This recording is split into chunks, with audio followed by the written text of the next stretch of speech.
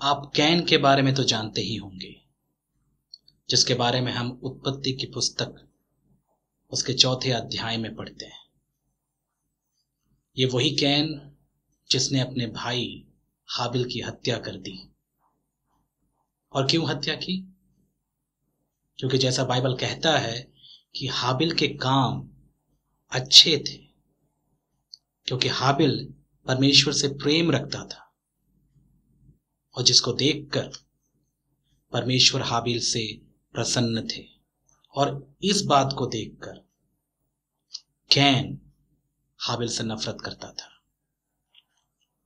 और हम उसके बारे में पढ़ते हैं कि कैसे कैन ने हाबिल की हत्या की, ईर्ष्या से भरकर, गुस्से से भरकर, और अपने आप को देखकर, अपनी कमजोरियों को देखकर, और विशेष करके हाबिल के आशीषों को देखकर वो रह नहीं पाया, उसने हाबिल की हत्या कर दी।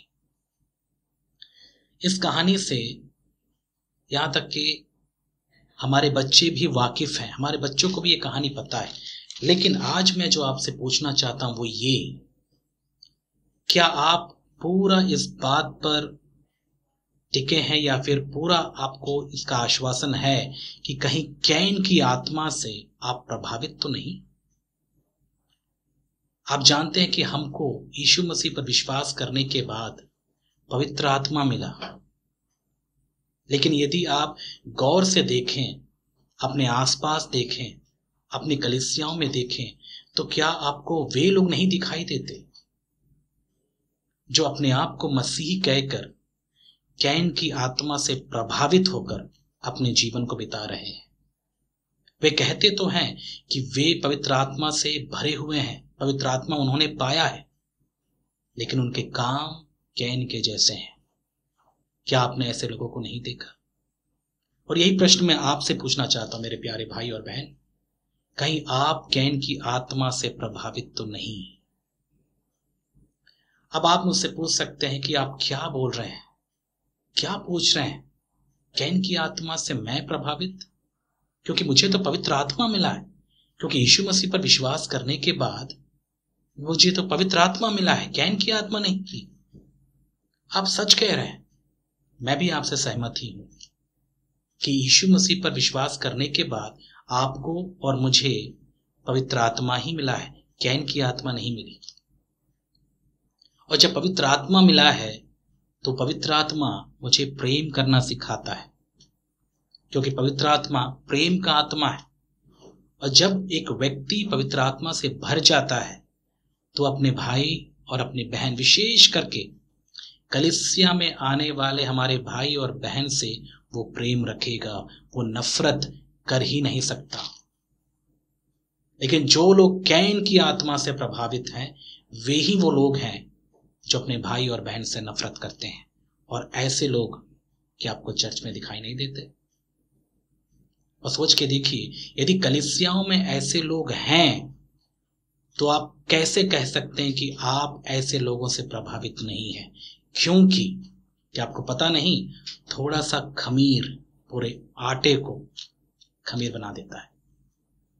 और ऐसे लोगों के साथ में संगति रखना, ऐसे लोगों के साथ में उठना बैठना आपको भी वैसा ही बना सकता है।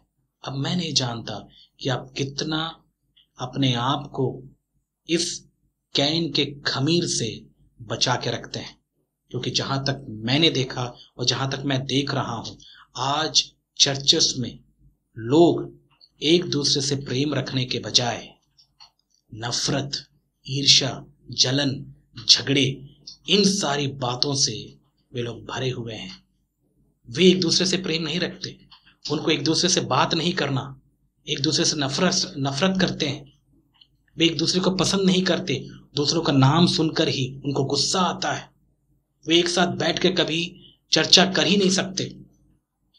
वे ये भूल जाते हैं कि वे मसीही हैं और मसीह हमको पवित्र आत्मा के द्वारा एक दूसरे को प्रेम रखना सिखाता है। मेरे प्यारे भाई और बहन, मैं आपको आज ये संदेश देना चाहता हूँ, और मैं आपको संदेश के साथ में एक चेतावनी भी देता हूँ, और मैं आपको कहता हूं कि अपने आप को परख कर देखिए, कहीं आप इस कैन की आत्मा से, जो कि एक दुष्ट आत्मा है, प्रभावित तो नहीं। क्या चर्च में आने वाले सारे भाई और बहनों से आप प्रेम रख पाते हैं? चर्च की बात छोड़ दीजिए, घर की बात आप लीजिए। क्या आप घर में अपने पत्नी, पति, अपने बच्चे, आपके जो रिश्तेदार हैं, क्या आप उनसे प्रेम रख पाते हैं, या उनको देखकर आपको चिढ़ होता है? ये बात सच है।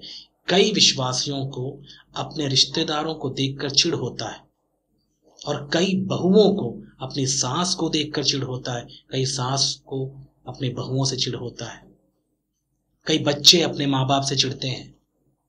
और वे क्या कहते हैं? वे कौन है? मसीही लोग। क्या यही मसीहियत है? क्या इसी को बोलते हैं पवित्र आत्मा से भरकर जीवन बिताना?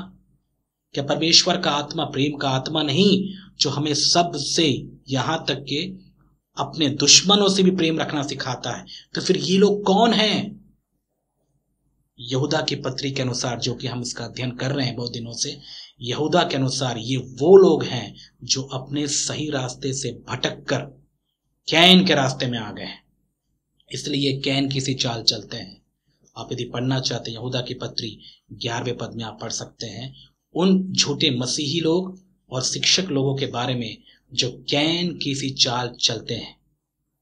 कैन की आत्मा से प्रभावित लोग हैं, ये कैन की दुष्ट आत्मा से प्रभावित लोग हैं, इसीलिए वे लोग प्रेम करना नहीं जानते। वे चर्च में आकर भी अपने नफरत की बातें एक दूसरे को पहुंचाते हैं और एक दूसरे के मनों में नफरत पैदा करते हैं। और ये आत्मा आज के समय में चर्चेस में, कलीसियाओं में बहुत भयंकर तरीके से काम कर रहा है। आज आपको चर्चेस में प्रेम नहीं दिखेगा, आपको राजनीति दिखेगी, शिकायतें दिखेगी, एक दूसरे के प्रति कड़वाहट आपको दिखेगा, और वे कहेंगे हम मसीह लोग हैं। परमेश्वर हंसेगा ऐसे लोगों पर, क्योंकि ये मसीहियत नहीं है। मसीहियत हमें प्रेम रखना सिखाता है। इसलिए मेरे प्यारे भाई और बहन, मैं आपको आगाह करता हूं, अवेयर करना चाहता हूं, आप अपने जीवन को परखिए, देखिए कहीं आप इस कैन की दुष्ट आत्मा से प्रभावित तो नहीं है। प्रेम के बजाय कहीं आप नफरत तो नहीं करते अपने चर्च में आने वाले भाई और बहन से। और यहां तक कि चर्च की बात नहीं कर रहा हूं मैं, आपको नफरत करना ही नहीं है। आप नफरत कर ही नहीं सकते यदि आप पवित्र आत्मा से भरे हैं, भले वो आपका दुश्मन ही क्यों ना हो। यही बात तो हमने अपने प्रभु से सीखी है, जिसने अपने दुश्मनों से भी प्रेम किया, अपने दुश्मनों को भी उसने क्षमा किया। क्षमा की बात यदि मैं कहूं, आज बहुत से कम मसीह लोग हैं जो क्षमा करते हैं और क्षमा मांगते हैं, उनमें हिम्मत नहीं है। वे लोग आत्मिक आशीषों में गरीब हैं। ऐसा नहीं कि उनके पास पैसा नहीं है, संसारिक तौर पर वे बहुत ही अमीर लगते हैं, लेकिन आत्मिक आशीषों में वे लोग कंगाल हैं, क्षमा कर ही नहीं पाते हैं, प्रेम कर ही नहीं पाते हैं, और वे कहते हैं कि वे मसीह लोग हैं।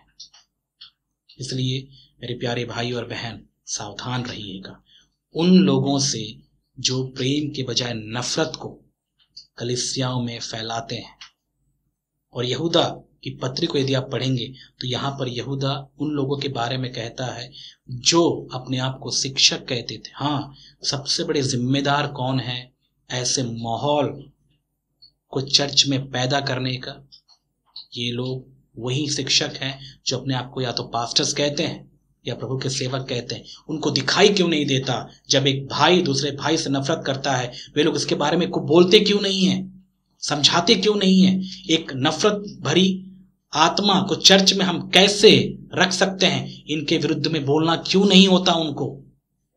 आज बहुत सारे मसीह प्रचारक भी इन मुद्दों पर चर्चा नहीं करना चाहते, क्योंकि ये लोग अपने फायदे के लिए चर्च चला रहे हैं। आपने ऐसे लोगों को देखा भी होगा, और यहां पर यहूदा ऐसे ही लोगों के बारे में बात कर रहा है। उस समय में भी ऐसे लोग थे जो अपने फायदे को ध्यान में रखते थे। वे चर्च में आकर, कलीसिया में आकर एक दूसरे की बुराई करते हुए, एक दूसरे का टांग खींचते हुए, एक दूसरे को परेशान करते हुए, कड़वाहट भरी बातों को कहकर चर्च में आने वाले लोगों के मन में नफरत के बीज बोते थे। इसीलिए मेरे प्यारे भाई, ऐसे लोगों से सावधान रहिए। ये चुगलियां करने में नंबर 1 है। मैं आपसे कहना चाहता हूँ, यदि आप अपने मन को शुद्ध रखना चाहते हैं, ऐसे चुगली करने वालों से थोड़ा सावधान रहिए, जो अपने भाई और अपने बहन की बुराई करते हैं, जो अपने परिवार वालों की बुराई करते हैं। कई तो ऐसे भी हैं जो अपने परिवार वालों की भी बुराई करते हैं दूसरों से। कई ऐसे बहुएं भी हैं जो अपने सास की बुराई करते हैं दूसरों से। कई ऐसे सास भी हैं जो हमेशा अपने बहू के बारे में बुराई करती है। और बहुत सारी बातें, भाई भाई से बुराई करता है और वे कहते हैं हम कौन है? मसीह। मेरे प्यारे भाई और बहन, मैं आपको फिर से प्रभु के नाम में प्रोत्साहित करना चाहता हूं कि ऐसे लोगों से आप सावधान रहिए। कहीं ये आपके विश्वास को छीन ना लें, कहीं ये आपको प्रभु से दूर ना कर दें। प्रेम के बजाय कहीं आपके मन में वे नफरत ना डाल दें।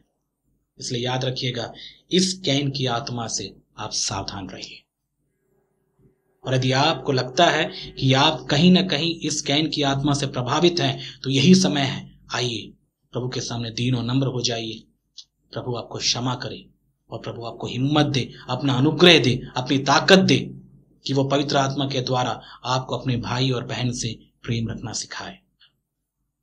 और इसी उम्मीद के साथ मैं ये दुआ करता हूं कि प्रभु आपकी सहायता करे और आपको इस दुष्टात्मा, जो कि कैन की आत्मा है, इसकी आत्मा के प्रभाव से बचा के रखे।